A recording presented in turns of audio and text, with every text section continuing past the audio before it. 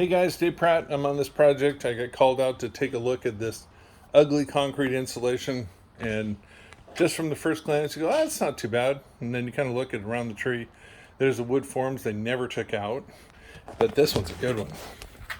Check out the sprinkler head right in the concrete, right by the front door, and they cemented it all in. This is bad. The brush job is bad. The concrete laying is bad. The elevation is way too high. It's not right. It's not pretty. Unfortunately, they did pay the contractor some money out of this already, so they want some help from me, and I'm going to be helping them out. So, and another thing too, they left the form for the concrete near the vent, so a good rainstorm and everything's slanted wrong. Guess where the water's going? Right underneath of the house. So, anyway, send me your ugly projects. I'd love to take a look at yours, help you out.